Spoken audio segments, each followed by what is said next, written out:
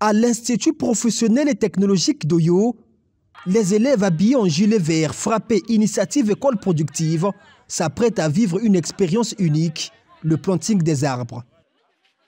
De leurs yeux, c'est une motivation sans précédent qui se dégage. C'est pour ma première fois de venir planter des arbres comme ça et je suis très ravie.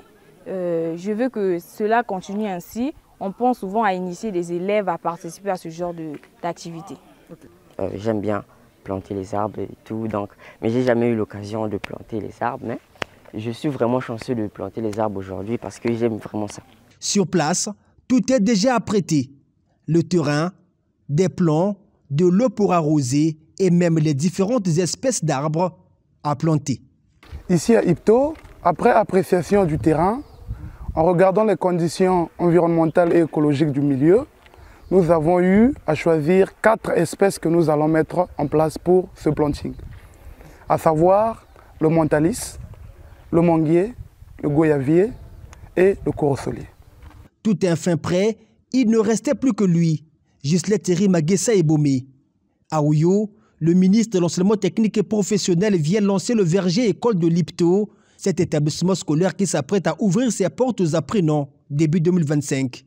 Après Zoula, dans la communauté urbaine de Mokeko, dans le département de la Songa, où il y avait planté un safoutier, le ministre procède cette fois-ci à la création de cette plantation d'agrumes en y plantant un goyavier, un acte qui réjouit le maire d'Oyo. Je ne peux qu'être comblé parce que c'est la suite de la mise en œuvre du message du président de la République.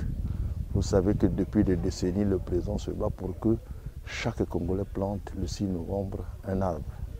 Mais monsieur le ministre nous rappelle par cet acte que ce n'est pas seulement le 6 novembre qu'on doit planter chaque fois que l'occasion se présente. Je suis comblé, très heureux de réaliser que à quelques mois de l'ouverture de cet établissement, on commence par ce message, l'avenir. Parce que pour moi, un arbre qu'on plante, c'est l'avenir qu'on garantit. Dans le département de la Cuvette, la création des vergers écoles s'implémente de manière efficace au niveau de chaque établissement concerné. Pour cette année, nous avons prévu 3 hectares d'arbres fruitiers au CESAP de Makwa. Jusque-là, on a planté sur 2 hectares. Et après, ici à l'Ipto, nous allons repartir pour finir l'hectare qui restait. Au lycée technique industriel de Wando, nous avons aussi planté, on a planté une bananeraie, plus 162 arbres fruitiers.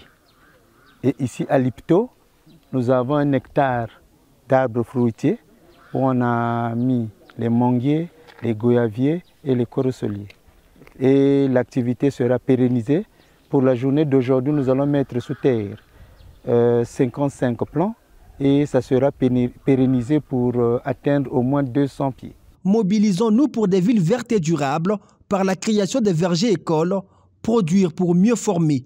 Voilà le mot d'ordre de ce projet qui intègre la batterie de réformes mises en place par le ministre de l'enseignement technique et professionnel.